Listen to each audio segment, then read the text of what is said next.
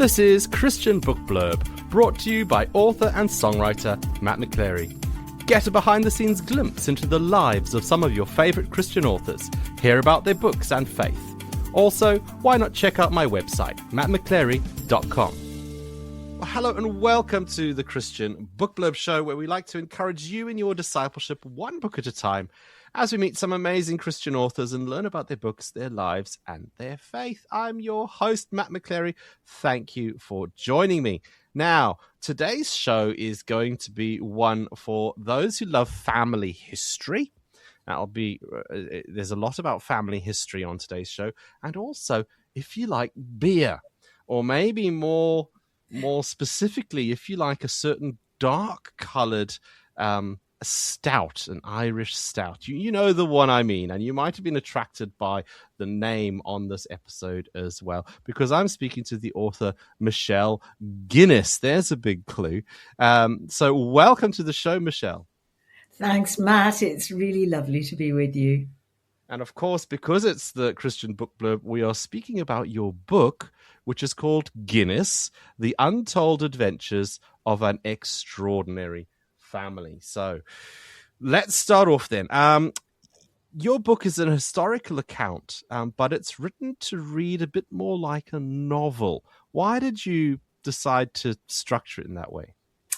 I'm a huge fan of family sagas. I'm in the middle of the Caslets at the moment, Elizabeth Jane Howard's book.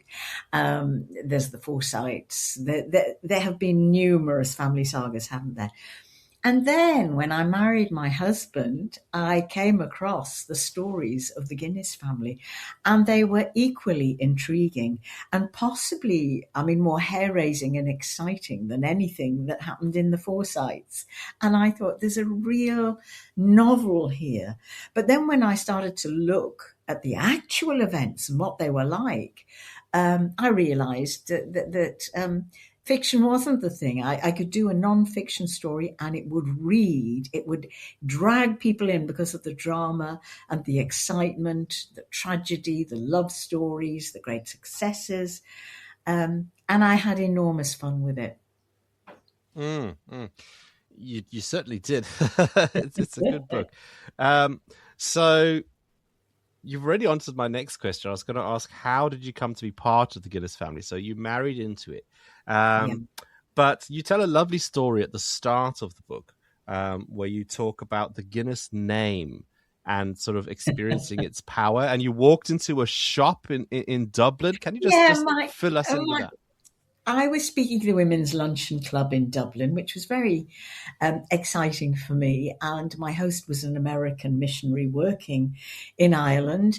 And we were having a little walk down O'Connell Street, whose name I knew at that stage because my husband's great grandfather's wife was killed in a duel by Daniel O'Connell, and who'd never used a gun in his life. And he had started he was a Protestant on the council, and O'Connell was this fervent revolutionary. And Destair, as he was called, Destair, who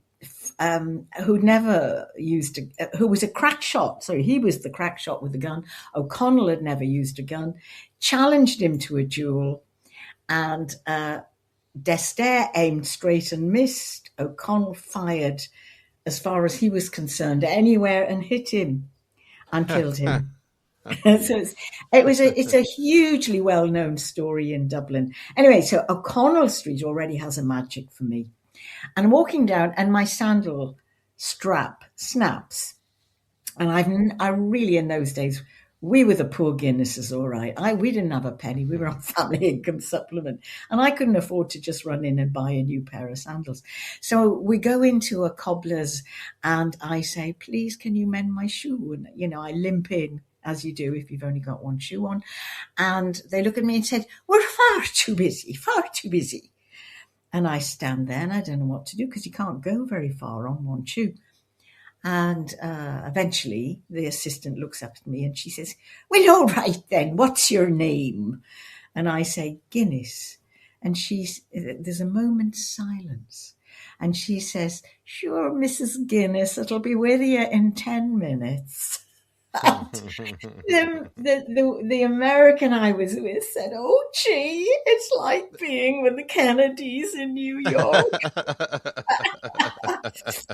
It was a wonderful moment, really. That's But good. anyway, And thank the Lord, the sandal got mended. it got mended. Excellent, excellent. A happy ending to that story. Good. Yeah, thanks to the Lord and Guinness. Yeah. So this is a family history. How does knowing more about your family help to shape who you are today, in your opinion? I knew very little about Peter's family when we married. I mean, I'd gone home I come from a Jewish family, and I had become a Christian. I had been baptized. I had married out. So I wasn't very popular with my family. And I took home a copy of the Guinness family tree. And I said to my father, "Dad, you're going to be in the Guinness family tree because I'll be daughter of." And he looked at me and said, "That's all very well. Did you have to pick a poor relation?" So, I mean, it was kind of quite thrilling. I don't think many girls can take a pedigree home with them to the parents. But I didn't really know what I was letting myself in for from a Christian perspective until our honeymoon. And we spent it with my parents-in-law, which not many people do. But my father-in-law had been a church minister. And when they retired, they didn't have a house and knew they'd have to live abroad to have a house, couldn't afford English prices. And they heard about a little island called Ibiza. They knew that they'd loved Mallorca, but they couldn't afford Mallorca by then. But Ibiza was totally unspoiled. So we went there for 3 weeks, and I went up to his rooftop study, which smelt of all musty books. And I found dozens of biographies of the Christian side of the Guinness family, and I was totally captivated. I was intrigued. Peter had to keep coming to look for me. I don't think many women spend their honeymoon sitting on the floor reading family biographies, but they were utterly extraordinary. They were fortunate in that Peter's aunt, a half aunt, who was the daughter-in-law of Hudson Taylor, the great missionary to China. She had written all the great biographies of most of the major missionaries of the 19th century. And many of them were Guinnesses, and I just got into those. And it was just, I thought, why as Christians are we not reading these? What a challenge, how they lived, prepared, to take their coffins with them when they traveled out to Africa, because so many didn't even get there because of infection and disease. And in fact, there was one of them, one of Geraldine's nephews, who was almost cannibalized. That's quite a story in itself. Very close to getting eaten by a tribe. And there was another nephew who, during the Boxer Uprising, he'd gone to China. He was a doctor. They actually trained as doctors, many of the men. The women actually couldn't, because it wasn't open. University wasn't open to women, and that's another story. They were remarkable, but theirs is a different story altogether. But they trained as doctors, and out they went to all sorts of countries all around the world. But in the Boxer Uprising, many foreigners were killed. And in fact, 90 members of the China Inland Mission, 20 of them children, were also killed. And Gershom Whitfield Guinness hid with another 2 families, one of whom had a baby who was just a few weeks old. They were hidden in a garret, in stonking hot, very little food. And had this baby cried once, they would have been discovered and killed. But this baby, a newborn baby, didn't cry for about 2 weeks. And they managed to survive, which was an extraordinary story. And afterwards, Hudson Taylor actually had a massive breakdown. And Geraldine, who was his daughter-in-law, Mrs. Howard Taylor, wrote this massive biography of her father-in-law. And she wrote a great biography of the China Inland Mission. And then she just went on writing biographies. And they were all there and they were magical. And that opened my eyes to an extraordinary branch of the Guinness family. It started with the first Arthur Guinness and the second Arthur Guinness, who had a Bible open on his desk, where he was governor of the Bank of Ireland, and would always open every meeting with whoever it was with prayer and with a verse from this Bible on his desk. So it was there in the brewing family. It was there in the bankers at the beginning. But the Guinness family, the Grattan side, continued the saga, the Christian side of the family. So let's focus in then on the Grattan side, because you do mention sort of the brewers and the bankers as well. But let's focus in on the Grattan line. There's one specific moment that feels straight out of a Hollywood movie, I think. Could you just tell us the story of the day when Henry Grattan Guinness faced down a hostile crowd during his early preaching days, and tell us what happened when the tension reached its breaking point? That story. Henry Grattan Guinness was remarkable, really. His uncle Arthur, second Arthur, who had the Bible on his desk, left him £50, which in those days was a lot of money. And he gave every penny of it away and decided he was going to preach. And he said, all I want to do is preach till I drop down dead. And he was a mighty preacher. Thousands turned out to hear him. He started preaching when he was a farmer in New Zealand. He was converted as a sailor on one of the cargo ships, he and his brother.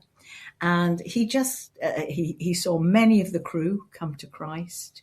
They were caught in a great storm. I mean, very gospel-like. Yes. And they called on him to pray, and he did, and the storm abated. I mean, it's so gospel, isn't it? Anyway, so he's preaching all over, and he's not very popular when he gets to Ireland because he's in a very Catholic environment. He's working as a farmhand on an Irish farm. And the local Catholic priest takes against him and sends others to go and stop him physically in whatever way they can. And he's being beaten quite badly when along comes a stranger from nowhere who I think was part of the Irish cavalry and with a gun on him and can fire the gun because the crowd, wound up by this Irish priest, have set upon him and they're going to tear him apart. So the gun goes off and the crowd disperses and in marches the cavalry after them. And Grattan Guinness is spared on that, badly bruised and badly battered, but he is spared on that occasion. There's another wonderful occasion during the Irish revival of 1859. There was a revival spread right through the country, the UK first. And Grattan Guinness was part of the preaching. He was one of the preachers. There were queues outside his home of people who wanted to talk to him about their spiritual welfare. And his mother actually said, I can't be doing with this anymore. You know, my house is full of strangers all the time. So she hired a room where he could sit, he could talk to people, he could lead them to Christ, which he did in their thousands. And then he decides he'll go to his place of birth. He'll go to Ireland. He'll go to Dublin, which is the hardest place really to preach. And he knows the breweries there. And he stands outside the brewery preaching teetotalism. So sure that went down well with the rest of the family. Well, yes, it did, because this was the funny thing. Cousin Benjamin, they've kept in touch and they're friends. The Grattans are still friends with the brewers and they've kept in touch. And Benjamin's delighted because he wants to convince the Irish population that Guinness rather than whiskey should be their natural drink. Because whiskey, they were getting drunk on whiskey, dissolute, living in poverty. But he had made a drink that was nourishing. And I don't think he ever conceived that anybody would ever get drunk on Guinness. And he wanted to plug it as the drink of the Irish people. So Henry Grattan Guinness preaching teetotalism, that would help, because they would actually, the people listening to him say, well, I better not drink whiskey anymore, but maybe Guinness is all right for me. I'll have a go at that instead. And anyway, thousands come out to hear him. And what was unusual was they were Catholic and Protestant together. Now, that was unheard of at that time in Ireland. The Protestant ascendancy were in charge. The Catholics were the working classes, and there was deep resentment, although a job at Guinness was gold. I mean, they offered healthcare, they offered insurance, they offered pensions, they offered healthcare, they offered flats to live in. So it wasn't portrayed quite like that in the House of Guinness on Netflix. Not quite. I mean, they were philanthropic. But actually, they had this fixer in Netflix, didn't they? James Norton. Well, you wouldn't have needed a fixer. Anytime a job was going at Guinness, the hordes went there. But anyway, thousands went out to hear Grattan Guinness. And on one occasion, he did the typically Billy Graham thing and said, come out if you want to come to Christ. And he was mobbed. And he fell backwards off the stage. Fortunately, somebody left a hay cart at the bottom of the stage, and he landed backwards on the hay cart and was spared. So he did have wonderful. Now, I know not all of the family lines continued to follow the Christian faith, even though it kind of started off that way in the early days. But for those who have managed, the faith has been passed down the generations, what intentional habits or family structures or traditions have allowed some of the Guinness family to effectively pass a vibrant faith down through the generations? That's a very interesting question, because actually some of the Guinness family were, who were brewers and bankers, were very godly, and some of the missionary branch were not.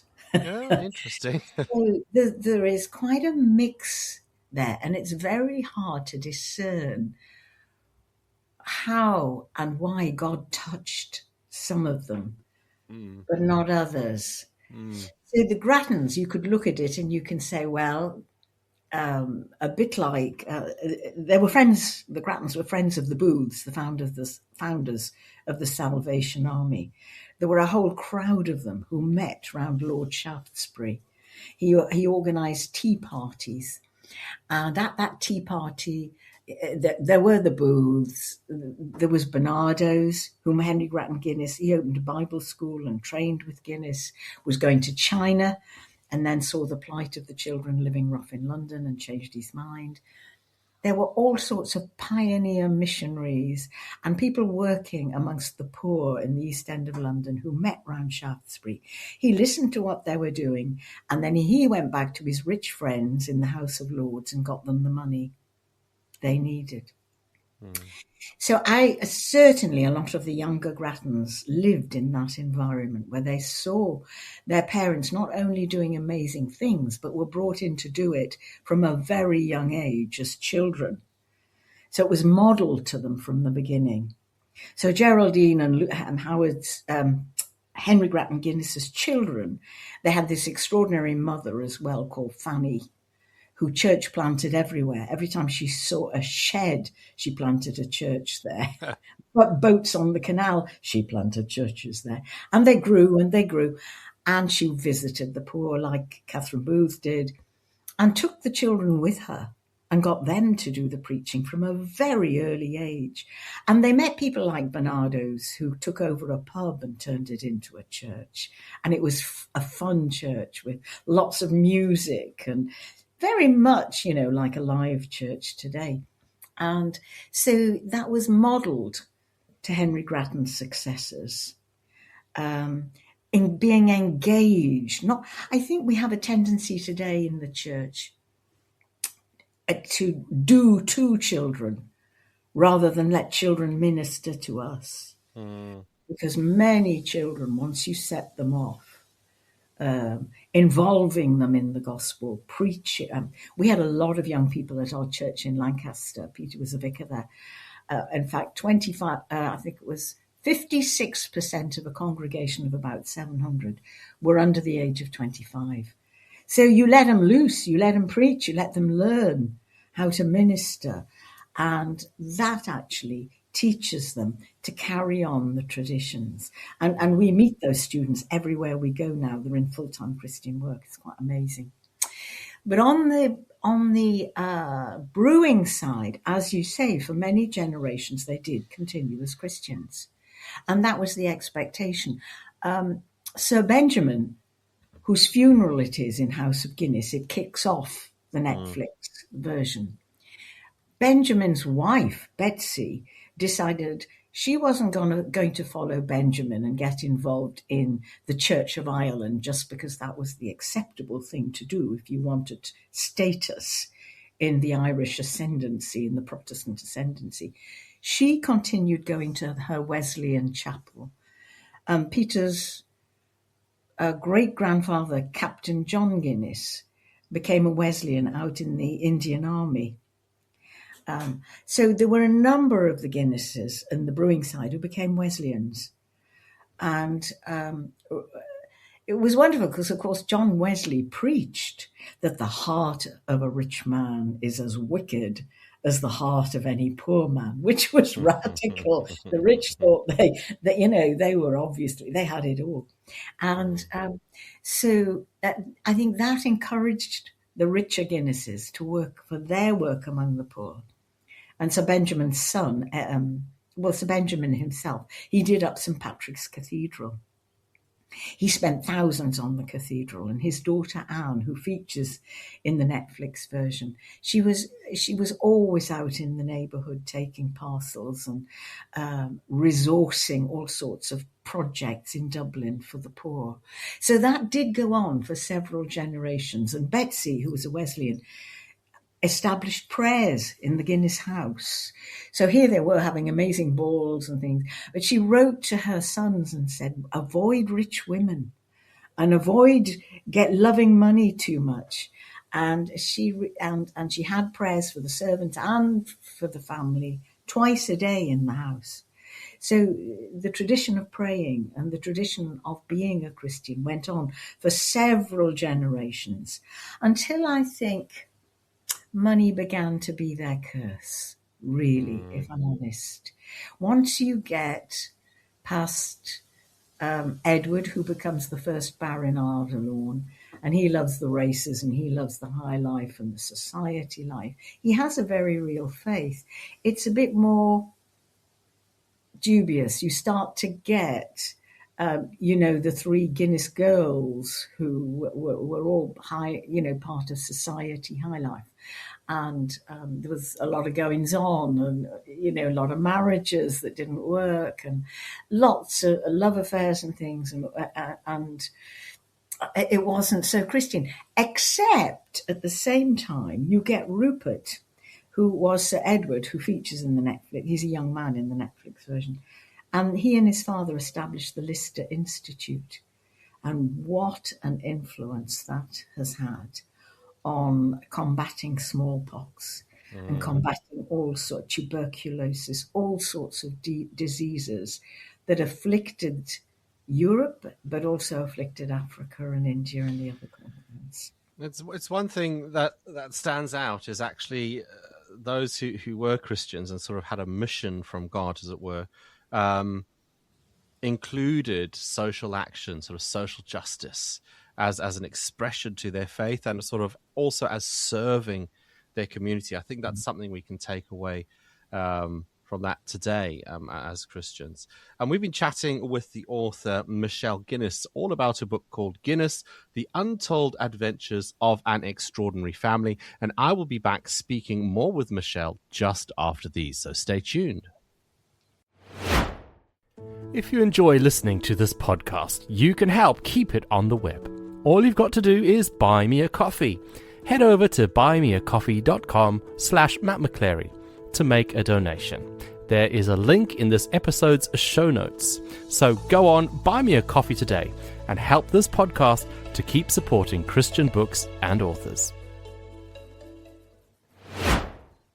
Hello, welcome back to the Christian Book Blurb show. Just before the break, I was chatting with Michelle Guinness all about her book called Guinness, The Untold Adventures of an Extraordinary Family. Now, Michelle, at this point, we like to get to know the author a little bit better. So here are a few questions about you, this part of the Guinness family. What do you like to do for fun?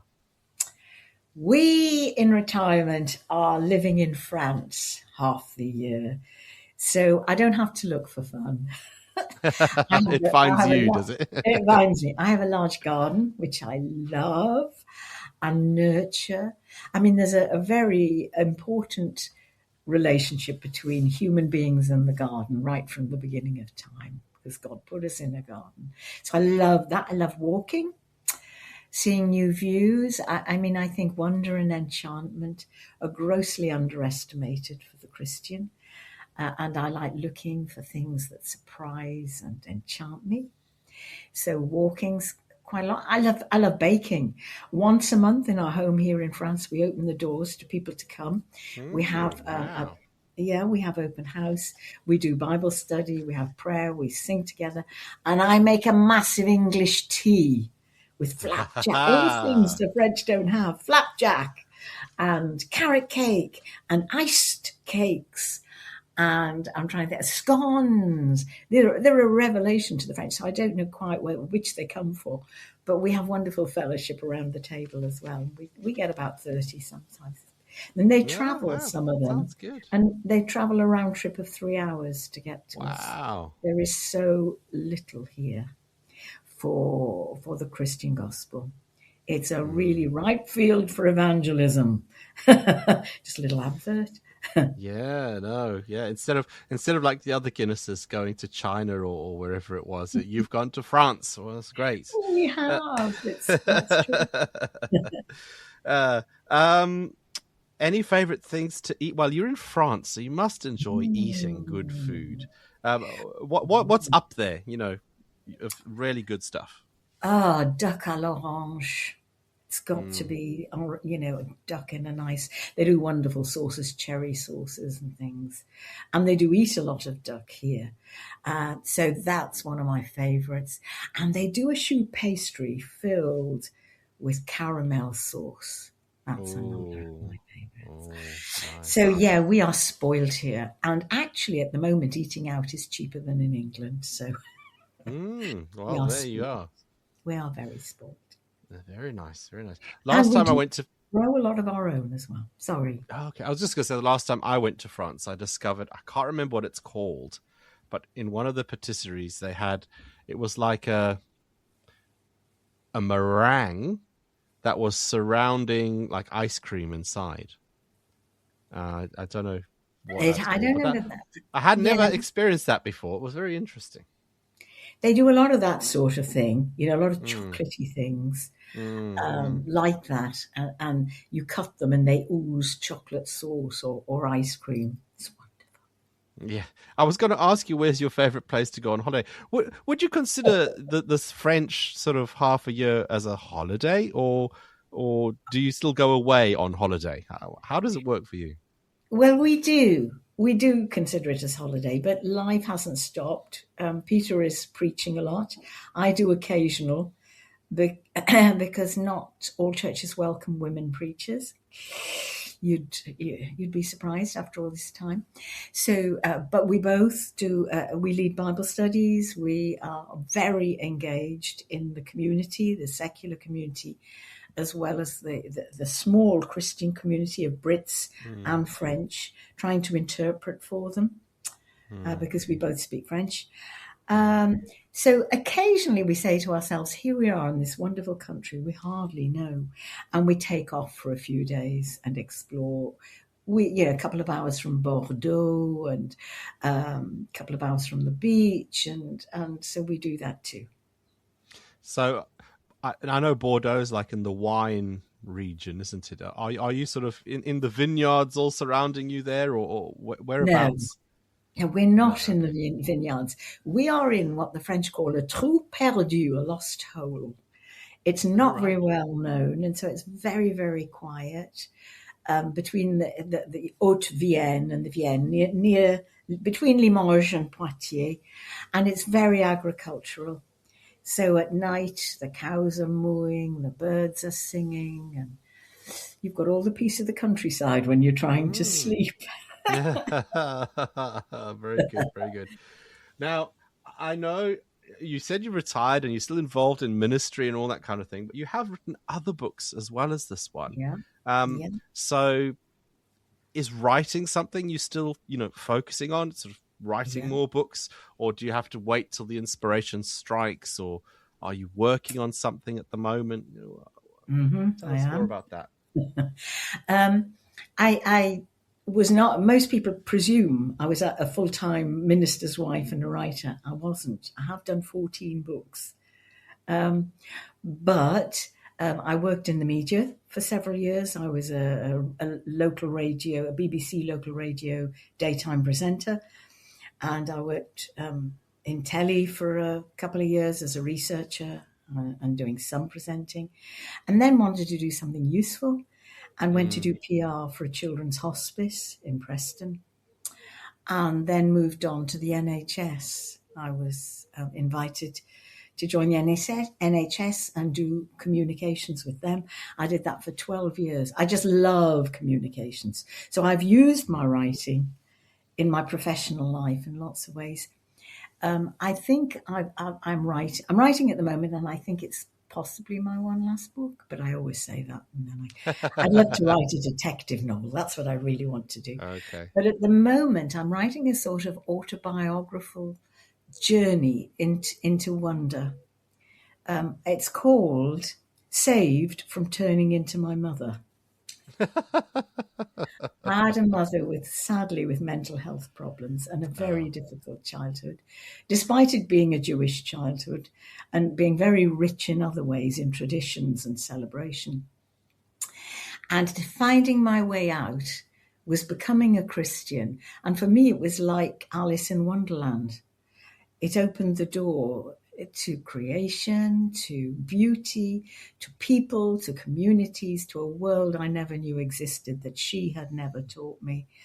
And it really saved my sanity in lots of ways. And I have just wanted to write about wonder and enchantment, not just in beauty and nature and so on, but in some of the most ordinary things of every day. I mean, you look at the life of Jesus, a lot of what I've written about are the Hebraic roots of Jesus and the Hebraic roots, therefore, of the church that we largely don't know much about and don't really realize are incredibly important. It transforms the way we see everything. So here was this man who used stones and doesn't your mind go blank, bread and wine and jewels and brooms and ordinary everyday things, and turned them into stories and into lessons, into parables. And so I want to kind of look at those things and see how, if we open our eyes, there's a whole world out there that we don't take notice of, which Jesus did. Everything around him had meaning and became a parable. And he taught the disciples from it. And so I wanted to look for those things, and I'm writing about that at the moment, autobiographically. I did an autobiography even, when I was 30, which is really silly because you haven't lived at all. So I felt it was time for one that would look at a bit more of my life's wisdom. Wonderful. Well, I can't wait to read that. Thank you. where can people find and buy a copy of your book, Guinness, The Untold Adventures of an Extraordinary Family?